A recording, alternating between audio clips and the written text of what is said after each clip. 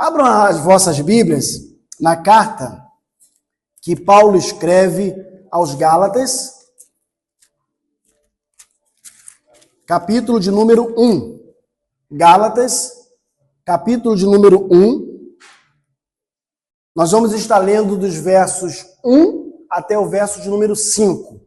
Carta que Paulo escreve aos Gálatas, capítulo de número 1, versos de 1 a 5. Mesmo sentados como os irmãos estão, mas de maneira reverente, acompanhe a leitura da palavra de Deus, que diz assim na versão que eu tenho em mãos. Paulo, apóstolo, não da parte de pessoas, nem por meio de homem algum, mas por Jesus Cristo e por Deus Pai, que ressuscitou dos mortos, e todos os irmãos que estão comigo às igrejas da Galácia. Que a graça e a paz estejam com vocês, da parte de Deus, nosso Pai, e do nosso Senhor Jesus Cristo, o qual entregou a si mesmo pelos nossos pecados, para nos livrar deste mundo perverso, segundo a vontade do nosso Deus Pai, a quem seja a glória para todo sempre. Amém. Curva a sua cabeça mais uma vez e vamos orar ao nosso Deus. Pai, tua palavra foi lida nesse momento. Eu te peço que o Senhor fale aos nossos corações. Acalme a nossa mente, acalme o nosso ser, que nada atrapalhe o agir do teu Espírito Santo nas nossas vidas nessa manhã. Fale conosco, Senhor. Nós oramos em nome de Jesus. Amém. Nessa manhã, nós vamos estar pensando, vou pedir para o Emanuel colocar a imagem, por favor, aqui, nesse tema, Evangelho que transforma. Semana passada, o Emanuel trouxe aqui a mensagem, segundo o texto da carta de Gálatas, mas no capítulo de número 2. E a partir de então, nós vamos começamos na semana passada e vamos dar sequência em uma série de palavras pregadas aqui nessa carta. E hoje, pegando esse primeiro capítulo, eu quero expor para vocês, de maneira bem clara, essa carta, a palavra de Deus, para que nós possamos compreender a vontade do Senhor nas nossas vidas. É interessante observar, e à luz desse tema, olhando que o Evangelho transforma, perceber como Paulo foi transformado pelo Evangelho. E ele estava a escrever para uma igreja que estava passando por dificuldades.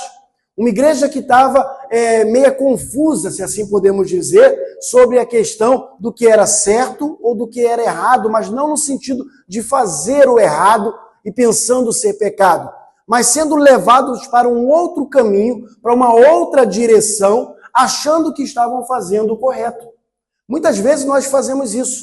Nós servimos a Deus, dizemos que amamos ao Senhor, mas tomamos atitudes, às vezes achando que estamos fazendo o correto, achando que estamos vivendo à luz da palavra de Deus, mas estamos distantes da palavra de Deus.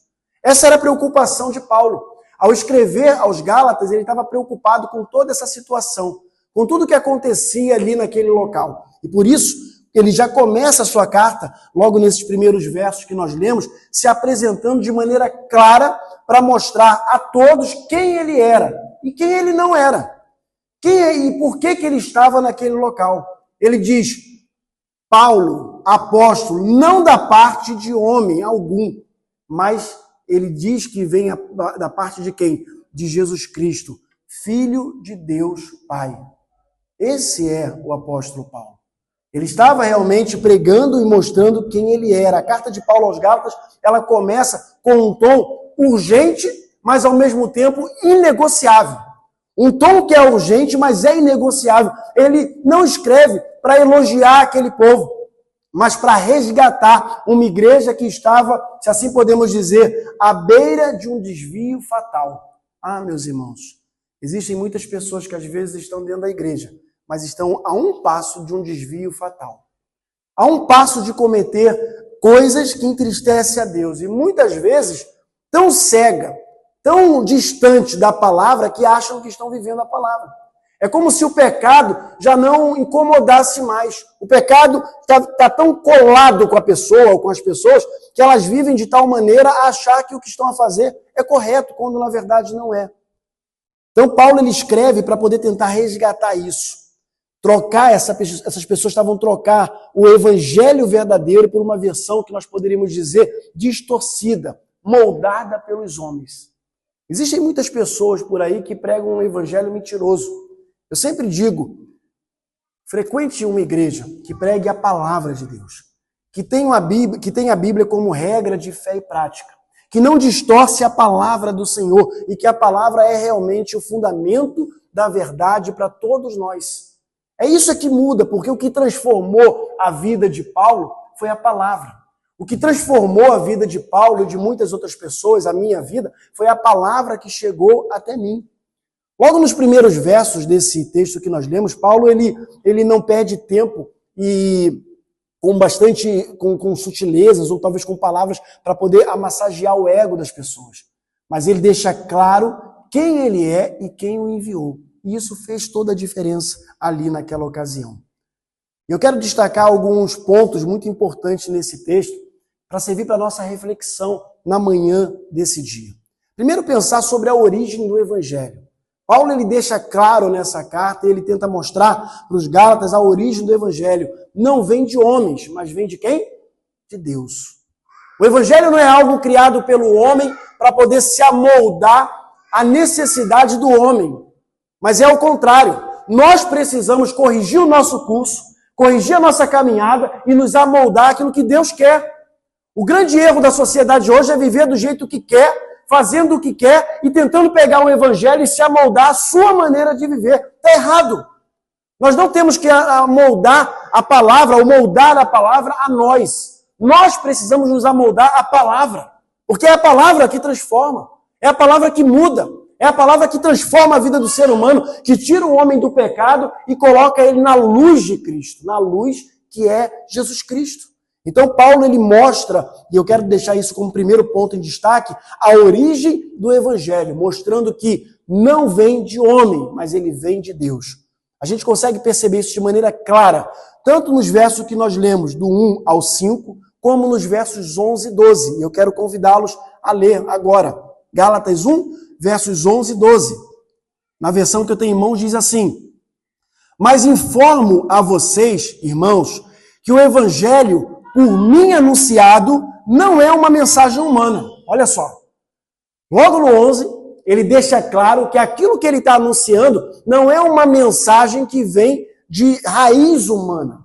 E ele, no 12 ele continua dizendo, porque eu não recebi de humano algum, nem me foi ensinado, mas o que recebi é mediante revelação de Jesus Cristo.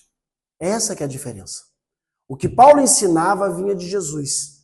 O próprio Deus tinha ensinado a ele, tinha falado com ele. Não era algo para poder dar um jeitinho, para as pessoas verem, você pode fazer isso agora que não há problema. O que mais eu escuto as pessoas falarem hoje é que isso não tem problema. Ou então aquela velha frase, não tem nada a ver. Não, isso aí não tem nada a ver. Não é bem assim. E as pessoas vão se amoldando àquele erro, fazendo aquilo dali e vivendo no seu bel prazer, achando que estão vivendo, não, é tranquilo, Deus criou isso, é pra gente mesmo. Não, Deus abomina o pecado. Deus abomina o pecado. Não tem como nós vivermos, dizer que ama a Deus e viver pecando. Segundo o capítulo, no verso 20, que foi lido na semana passada, pelo Emanuel, quando pregou aqui, diz claramente, Paulo dizendo, eu fui crucificado com Cristo e vivo não mais eu, mas Cristo vive em mim. Paulo podia dizer isso de maneira clara, porque ele vivia de maneira a agradar o coração de Deus. Paulo, ele deixa claro, de maneira muito clara mesmo, sendo bem redundante, que tanto o seu chamado, é só você olhar para o texto você percebe isso, quanto a mensagem que ele prega não é invenção, ou não são invenções humanas, de maneira nenhuma. Não é algo que ele tirou da mente dele. O Evangelho não é uma filosofia, meus irmãos. Longe disso. Nem uma ideologia, como muitos querem colocar por aí. O Evangelho não é isso. Não é nem filosofia, muito menos ideologia. Ele não é moldado de maneira nenhuma pela cultura. Às vezes eu escuto as pessoas falar assim, não, mas é a cultura do lugar. Não, mas eu faço assim porque o povo faz assim. A nossa cultura vem do Senhor. A nossa cultura vem de cima. Nós estamos aqui, mas nós não somos daqui. Uma vez entregando a vida a Cristo, nós temos que entender isso. Nós somos embaixadores de Cristo, a palavra de Deus diz isso. E uma vez embaixador, uma vez que eu sou embaixador, né? E aí lembrando do lema dos embaixadores, uma vez embaixador, sempre embaixador do rei. Só quem foi é que consegue responder. Uma vez embaixador, sempre embaixador. Mas quando Paulo fala desse texto, falando do ser embaixador, ele traz à mente, ao nosso coração, a ideia de que o embaixador ele está ali para representar uma nação. Nós não somos daqui. Nós somos embaixadores do rei. Nós estamos aqui para representar o nosso Senhor e Salvador Jesus Cristo. Irmãos, isso deveria mexer com nós de uma maneira tão grande, porque isso é uma honra. Isso deveria ser uma honra para todos nós, deveria ser motivo de muita alegria, de temor também, de respeito, de pensar assim, peraí, eu estou aqui para representar o Rei dos Reis e Senhor dos Senhores. E quem representa o Rei dos Reis e Senhor dos Senhores se porta de maneira correta. Quem representa o Rei dos Reis e Senhor dos Senhores honra pai e mãe. Quem representa o Rei dos Reis e Senhor dos Senhores é correto nos seus negócios. Quem representa o Rei dos Reis e Senhor dos Senhores não fala mentira. Quem representa o Rei dos Reis e Senhor dos Senhores reflete a glória de Deus.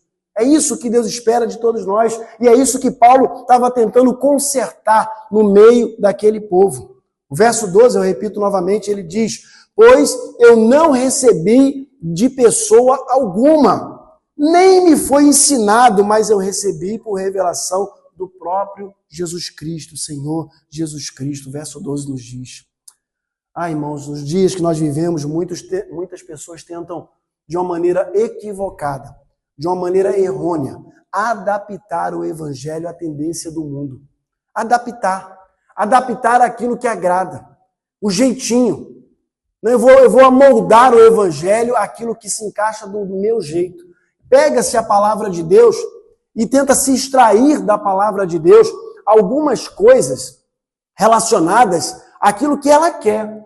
Mas quando a palavra de Deus confronta, aí pula. Não, peraí, isso aqui não.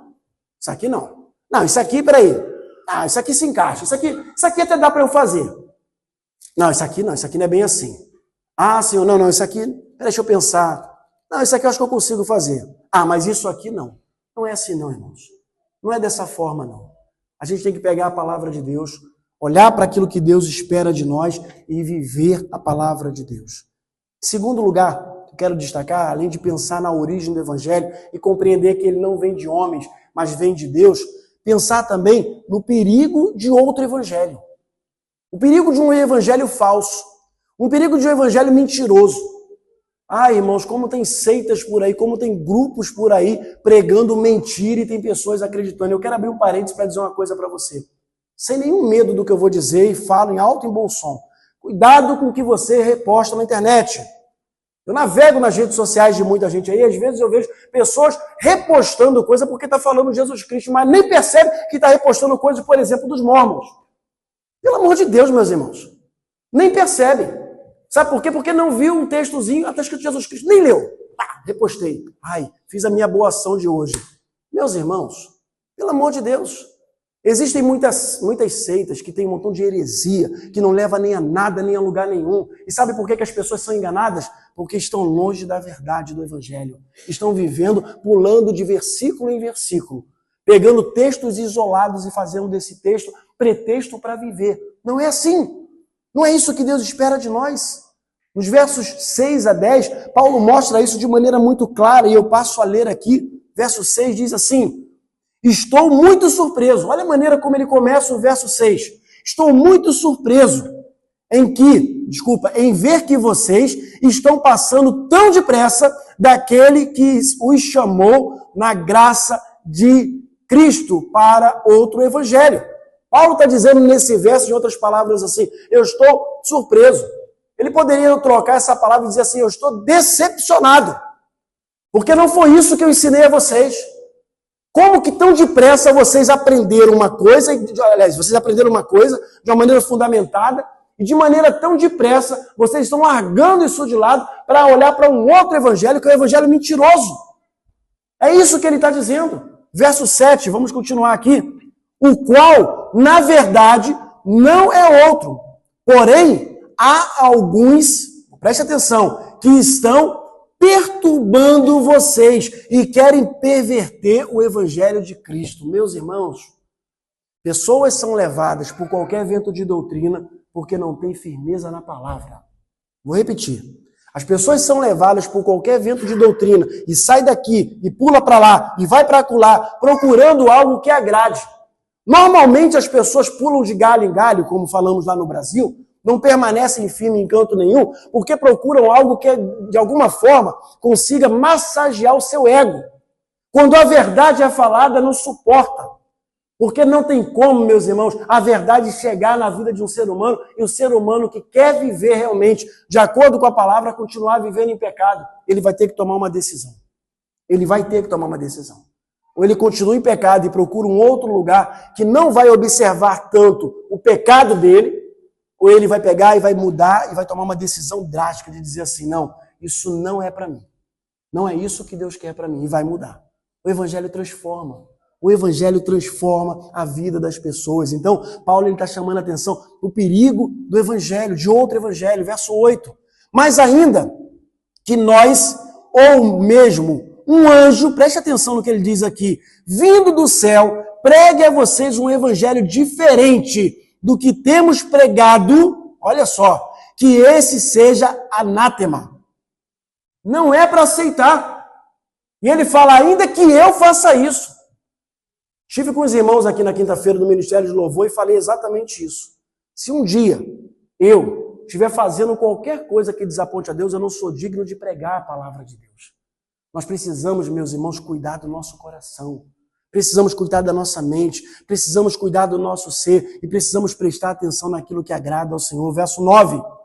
Como já dissemos, e agora repito, se alguém está pregando, ele dá uma ênfase de novo ao verso 8, pregando a vocês um evangelho diferente daquele que já receberam, que esse seja anátema.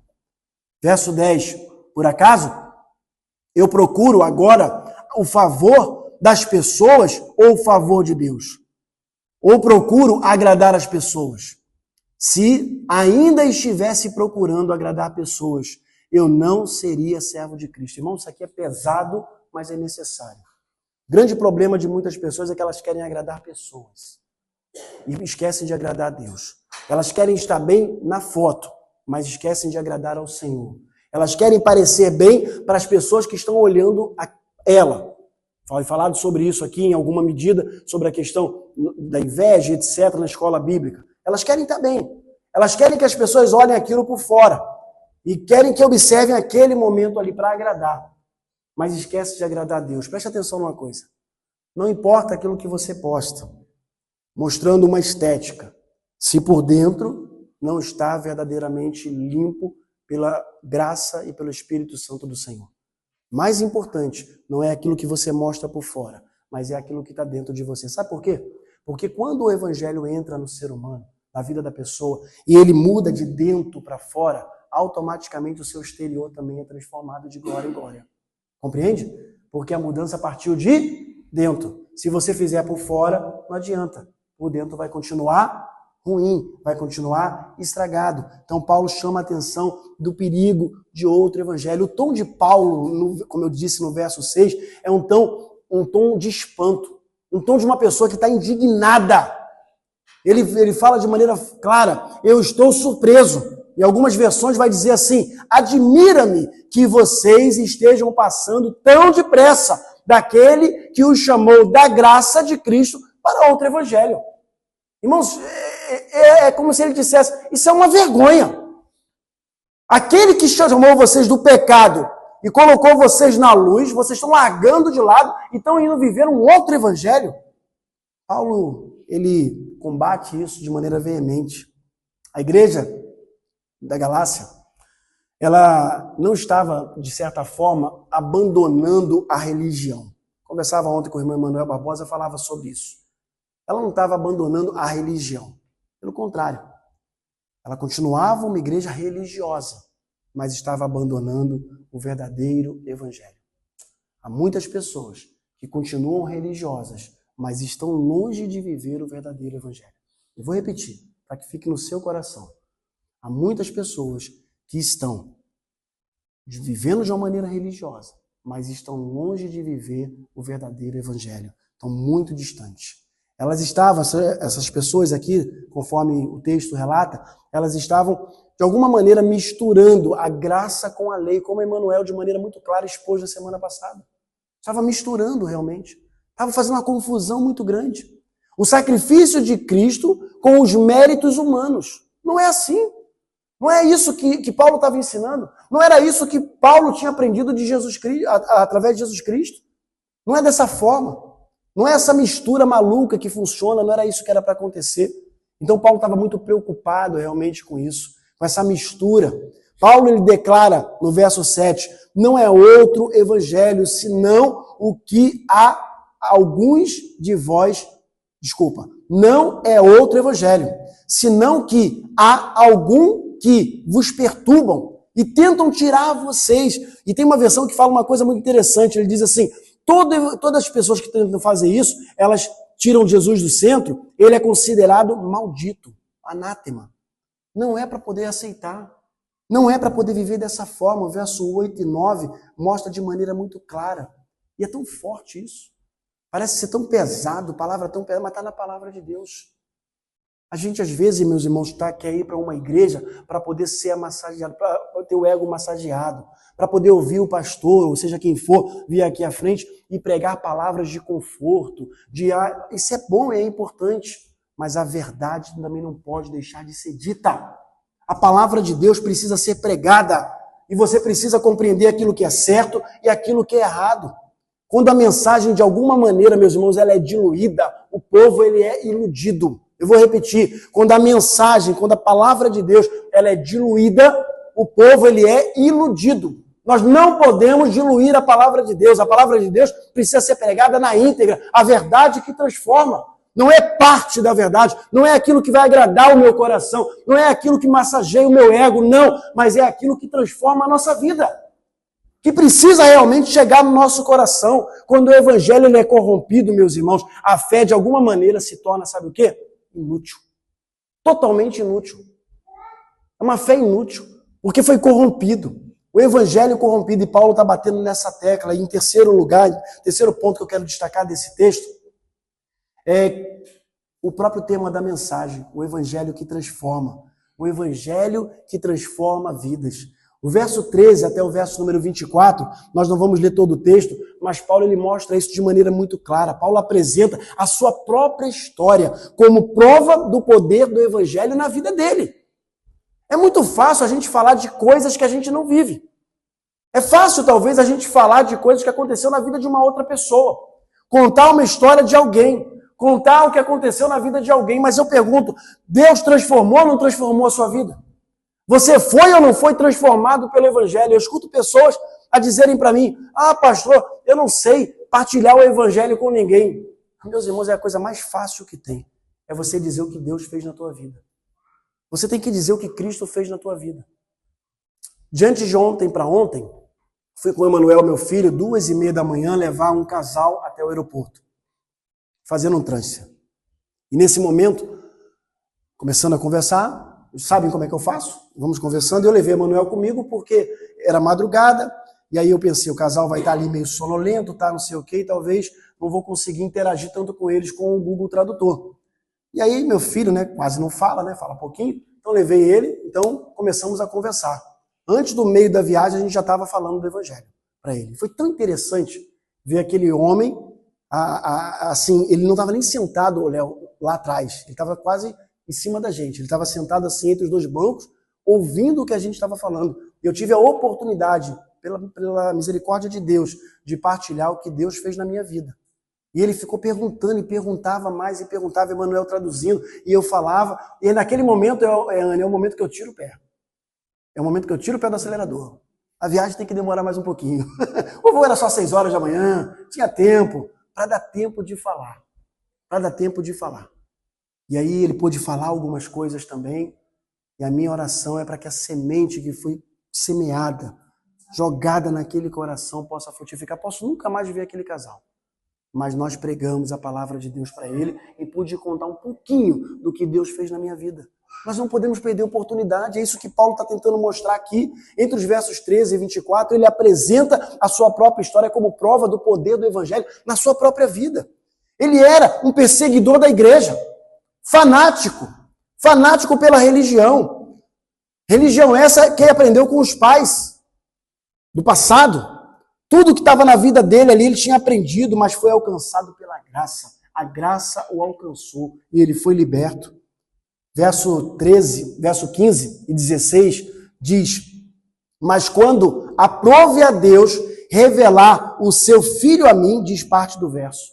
Então essa primeira parte do verso 15 mostra claramente que ele está contando uma história, ele está dizendo, mas teve um momento que aprove a Deus revelar o seu Cristo a mim.